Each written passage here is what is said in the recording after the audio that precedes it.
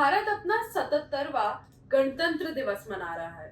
इस गणतंत्र दिवस की सबसे अनोखी झलक होती है परेड।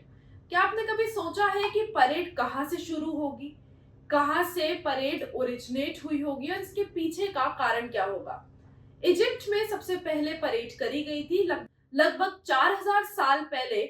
इजिप्ट के अंदर शक्ति प्रदर्शन के लिए परेड करी गई थी, जहां पर राजा जब कोई भी युद्ध जीत के आता था, उसके बाद परेड निकाली जाती थी और राजा को भगवान माना जाता था, जिसके चलते राजा की शक्तियां बरकरार रहे, बलि भी दी जाती थी। इसके बाद ये सारा कल्चर रोमन कल्चर में फॉलो करा गया। रोमन कल्चर के अंदर भी परेड करी गई। राजा जब जीत के आता था तो लोगों की बलि के साथ साथ एनिमल्स की, जानवरों की बलि देकर भी परेड को आगे बढ़ाया जाता था और ये दिखाया जाता था कि किस तरीके से राजा हर चीज में पूर्ण है।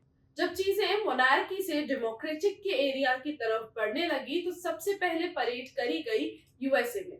यूएसए के अंदर भी परेड जो है वो शक्ति प्रदर्शन के रूप में करी गई, पर उसके अंदर किसी भी तरीके की जनहानि नहीं हुआ करती थी। किसी भी तरीके की चोट मानव को या पशुओं को नहीं पहुंचाई जाती थी, जिसके चलते ये परेड कुछ एक स्पेशल डेज पर ही रखी जाती थी।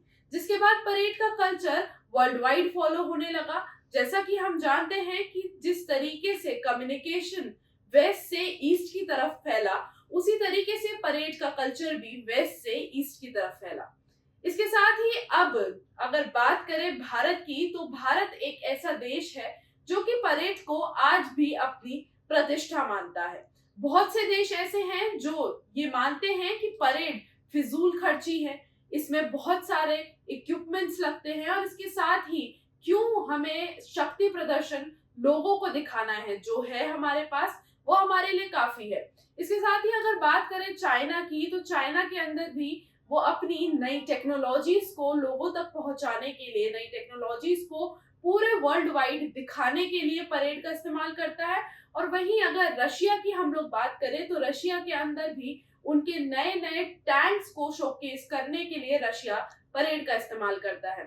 भारत एक ऐसा देश है जो ये मानता है कि किसी भी तरह की पहल, किसी भी शत्रुता की पहल उसके साइड से ना हो। वहीं अगर हम दूसरी तरीके से सोचें तो भारत का ये भी मानना है कि अगर अब इस पर कोई वार करेगा तो वह उसे नहीं छोड़ेंगे। और इसी तरीके से इन परेडों में भी ये दिखाया जाता है, जिस तरीके से भारतीय सेना शक्ति प्रदर्शन करती है, वो अपने आप में लोगों के लिए एक सिक्योरिटी होती है कि भारतीय सेना जो है वो बॉर्डरों पर तैनात है, वो उनकी रक्षा कर रही है। और अभी इस परेड का आयोजन दिल्ली में भी किया गया और कई जगहों पर किया गया, जिसके अंदर आर्मी के टैंक्स, आर्मी के इक्विपमेंट्स, बड़ी बड़ी मिसाइलें और साथ ही में हथियारों का प्रदर्शन दिया गया।